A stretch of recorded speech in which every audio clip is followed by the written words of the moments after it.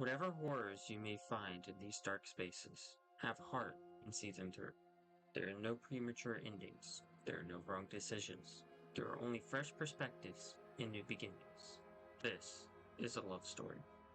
This is the opening quote for Slay the Princess, a game from Black Tabby Games. And this quote is pretty true to what this game actually is. On the surface level, it seems like a horror game, and that is entirely true. It is very much a horror game, but underneath, there's so much more depth to the story and the characters and the world of this game. I'm going to talk about all of that spoiler free and more in this video. This is Tales from the Backlog.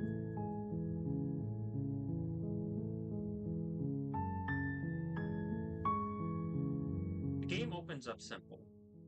You're in the woods, on a trail, headed to a cabin, and in the basement of that cabin is a princess. You must slay her, or the world will end.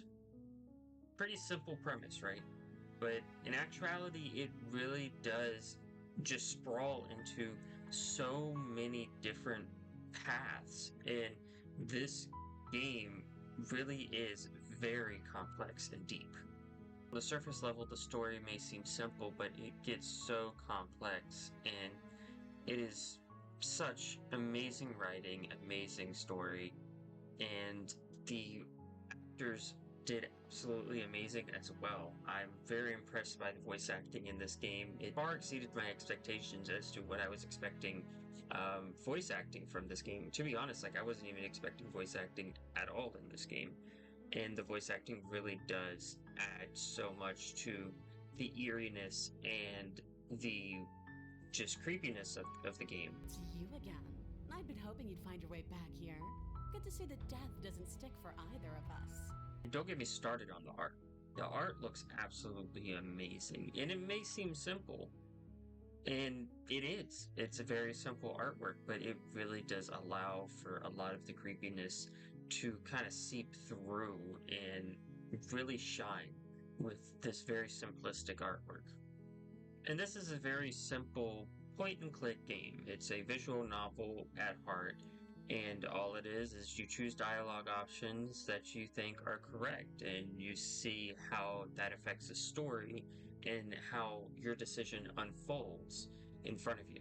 And I feel that the visual novel type gameplay that they went for with this really does kind of help with the horror aspect of the game, because it really makes you feel very involved in the decision making, and at times makes you feel defenseless, because in other horror games you can just either run from an enemy trying to attack you or something like that, but this game kind of makes you feel defenseless because all you can do is choose dialogue options, and you just gotta watch whatever happens to you. And of course, the music. Oh man, the music, again, just like everything else in this game, really adds so much to the creepiness and eeriness of this game.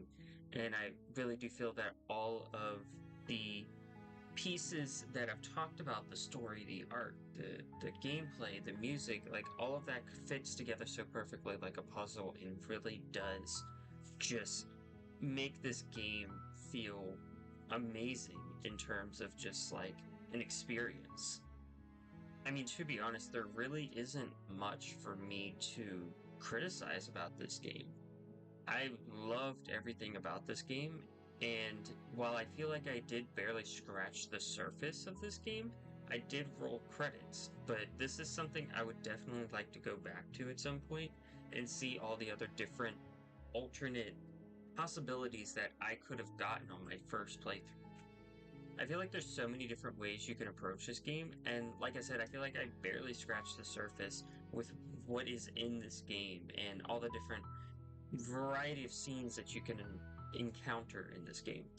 This game is honestly truly a masterclass in storytelling, and I feel like that this is something that a lot of indie developers should look at, especially if they're trying to make a horror game. And yeah, I just think this game is absolutely amazing, and I highly recommend it. You go play it, especially if you're into horror games. I will say the horror elements aren't really, jump scary, There are quite a few jump scares in the game, but I feel horror more relies on the environment and the situations that you're put in the game. And that's the kind of horror I like. I like that kind of horror. I don't like horror that relies too heavily on jump scares, and I feel like Slay the Princess is just that. It doesn't rely too heavily on jump scares. It is just straight up, just creepy stuff all the way through and through. Slay the Princess, I highly recommend you go play it. It's on Steam, it's on PlayStation, it's on Switch, it's on all platforms. Go pick it up, go play it. It is truly an amazing form of storytelling and has beautiful writing. Have you played Slay the Princess? Let me know down in the comments below what you think. Don't forget to like and subscribe. And this has been Tales from the Backlog.